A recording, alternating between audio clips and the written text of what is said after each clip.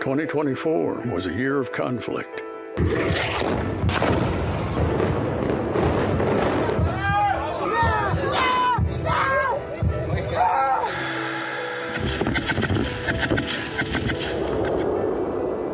'24 was a year of hardship.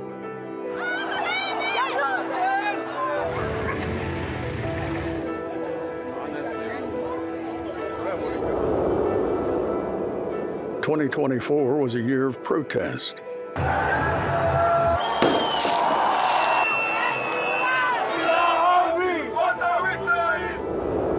2024 was a year of extremes.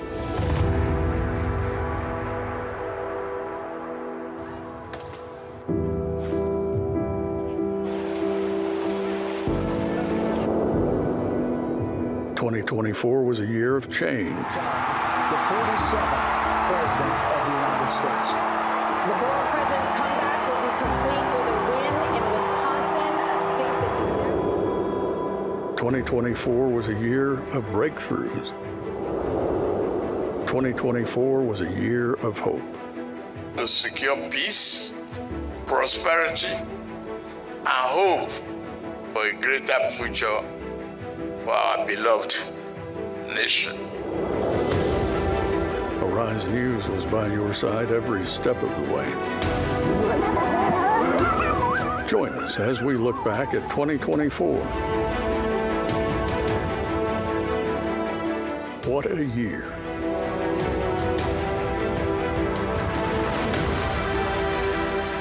Months into office, President Bola Tinubu has presided over a period of intense political maneuvering and economic reckoning, from managing the fallout of the abrupt removal of petrol subsidy to cabinet shakeups and even stalled reforms. His administration has faced unrelenting scrutiny back at home as he pushes for Nigeria's expanded role on the global stage. And as 2024 closes, Tinubu seeks to convince Nigerians that his agenda is the foundation for progress, despite the hardships that has defined his tenure so far. The abrupt removal of the fuel subsidy in 2023 set the tone for 2024. Intended to save billions for reinvestment, the policy instead triggered a domino effect, soaring fuel prices, inflation, and nationwide protests. In his inaugural media chat, the president defended the subsidy removal as unavoidable and a decision with no regrets. We were spending our future. We are spending our generation's fortunes. We were not investing. But we are just deceiving ourselves. That reform is necessary. I could see the smugglers fighting back. That one doesn't affect me. It affects smuggling. Why should you have expenditures that you don't have revenue for?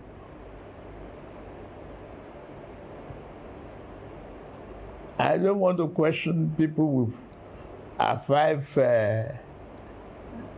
limousine type of vehicles on the roads.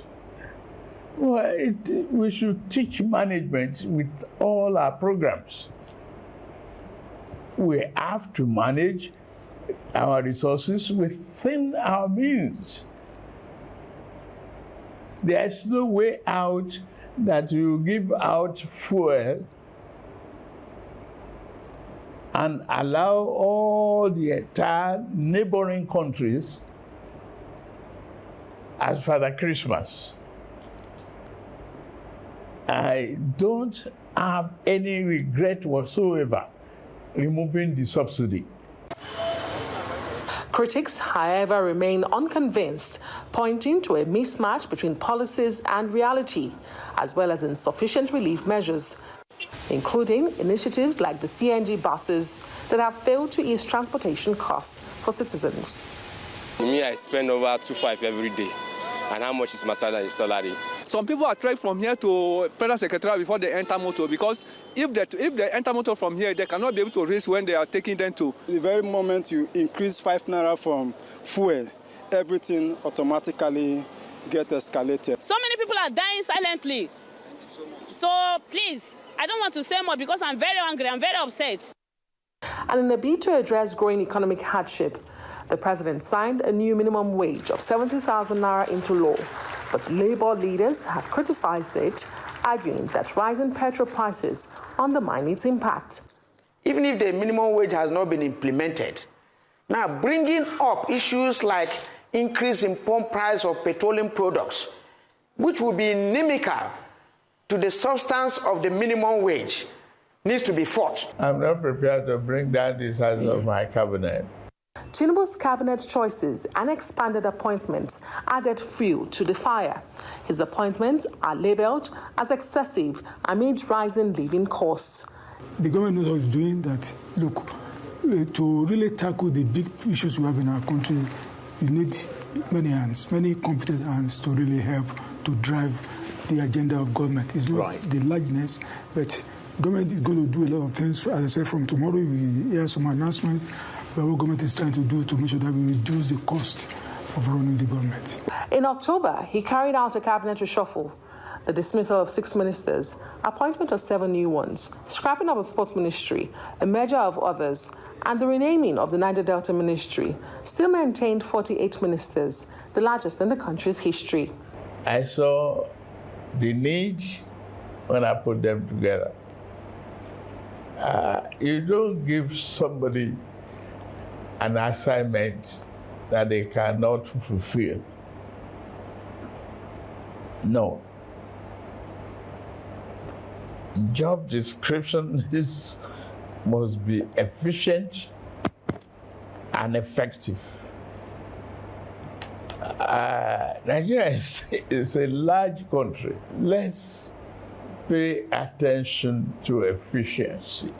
Efficiency, effectiveness is the hallmark of the philosophy behind that cabinet.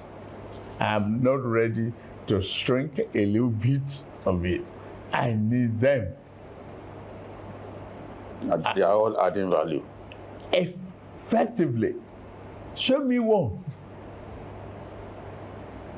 And I argue with you. Beyond the cabinet reshuffle, changes reached the president's inner circle. The resignation of spokesperson Ajuri Ngilale led to the expansion of the role, with multiple special advisors stepping in to oversee presidential communications. Tinubu defended his cabinet as necessary to tackle Nigeria's challenges, but faced accusations of favoring his ethnic group in appointments, a claim dismissed by his administration as a political distraction. That is not true. You know, politicians will only be politicians.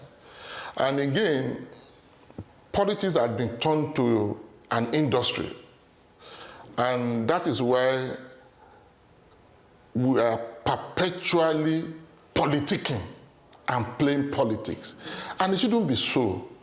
We shouldn't be a country that spend every day playing politics. There should be time for governance. The president is a nationalist by default. President Tinubu is a nationalist by his second nature to him. This is a man that has built bridges for decades across the length and breadth of the country. He's probably the only politician in Nigeria today that has a friend in every local government. I don't want to say in every town and villages, at least in every local government, people you can call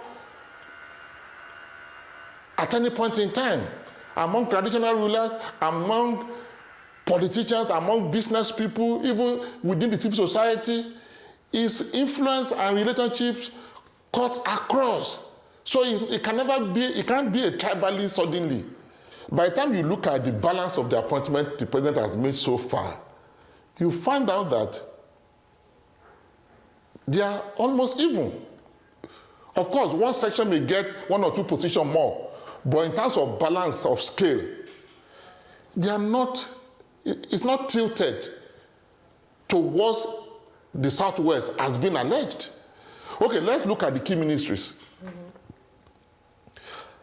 Because also in Nigeria, we have our own political lexicon of juicy ministry, or juicy ministry, or juicy agencies. So look at all of those, and then look at the people that are heading those ministries and those agencies. Really, are they Yorubas? Education, health, defense, agriculture. Who are the people, who are the ministers there? Are they Yorubas? Water resources. These are heavy spending, works, aviation. These are the critical heavy spending ministries. Who are the ministers there? Are they Yorubas? Until recently, the Minister of Education was from Adamawa State. Amid criticism, Tinubu introduced what observers and analysts describe as symbolic cost-cutting measures, like reducing convoy sizes of ministers.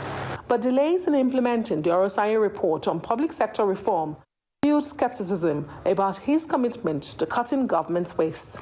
And an ambitious tax reforms plan became the defining political battle of 2024, pitting the president against his Economic Advisory Council, regional leaders, and lawmakers. Vice President Kashim Shettima's Economic Advisory Council, comprising the 36 state governors, urged him to withdraw the bills altogether. NEC noted the need for sufficient alignment between and amongst the stakeholders for the proposed reforms. So Council therefore recommend the need to withdraw the bill currently before the National Assembly on tax reforms, so that we can have wider consultations and also build consensus around these reforms for the benefit of the entire country. The four bills aimed at overhauling the country's tax collection and administration systems faced resistance, particularly from northern governors and lawmakers, who argue they would burden struggling businesses and citizens of the region. Mr. President, you will have your way, but I can have my say. You can use the gavel, and I will use my voice. This thing is very sensitive. Our people have been dominated by this matter. It's not like the northern governors jump up and say, okay, we don't like all these bills, we don't like other people think the northern governors. The area that the northern governors capitalize on to say that we want a little more answer, it started with the VAT. It started with the VAT not only necessarily in the area of generating the VAT, but it also goes to look at the proposal about the increase in the VAT. You said the tax reform has come to stay, but I wanted to know if you are prepared to make any concessions regarding that VAT that seemed to be problematic. Why do you want to know that today? Tax matters are subject of debate, reviews, negotiations until you reach consensus. That's all I'm going to say about that. I don't mind cutting edges. We extended our view to the executive arm of government, and it was agreed that there should be a forum to sit down to look at the areas that are creating disagreements in order to resolve them, so that the entire country will remain united in our effort to solve our problems. The bills remain stalled in the National Assembly. However, the president is confident the reforms are here to stay. That reform is here to stay. We cannot just continue to do what we were doing years in today's economy. We cannot retool this economy with the old broken folks. the essence of the tax reform is to eliminate colonial days assumptions in our tax environment. Every tax situation without Accra is not a tax. You cannot satisfy uniformly the larger community of tax evaders. Look at this tax reform. It's pro-poor. The vulnerables are not to pay taxes. All we ask for is widen the net, bake the cake larger, so that we can share a larger meal. Tinubu has framed his administration's key priorities around securing the country, addressing economic challenges, and fostering food security. Produce more for consumption locally, imports. Give reasonable level of funding and assistance, low interest rate to farmers. Improve the security, as you see in the budget, so that they can return to their farms and, produce more food.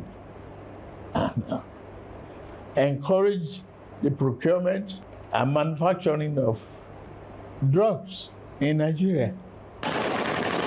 On security, while violence still plagues some regions, the president expresses confidence in his team, even as it dismisses calls for a probe. I'm not probing anybody, service chiefs or serving chiefs.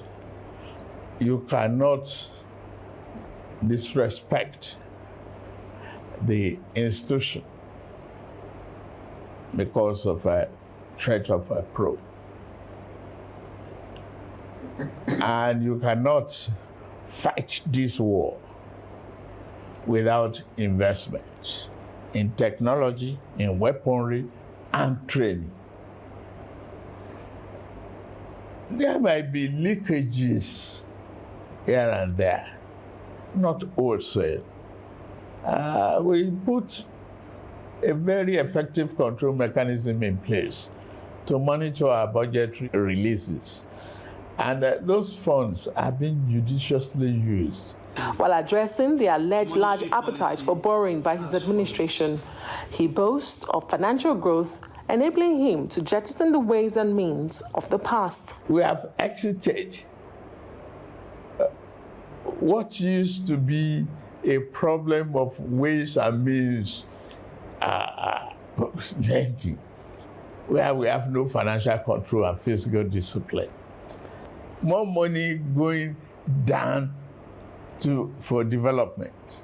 I would say I'm drawing water from a dry well, and Nigeria is moving forward.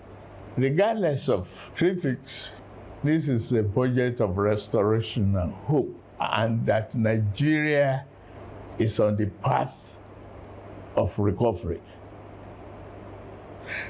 We can't finish the job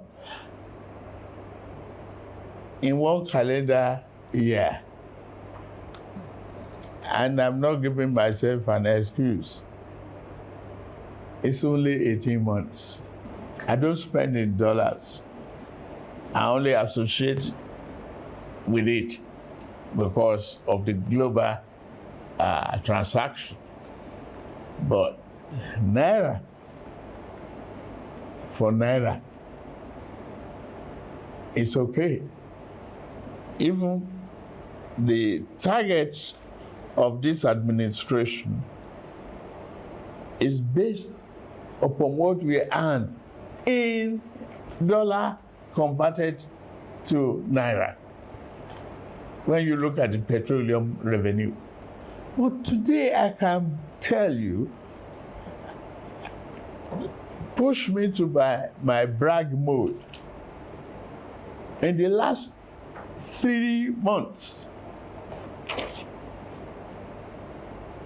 I've not taken a penny from NNPC before I meet my other obligations.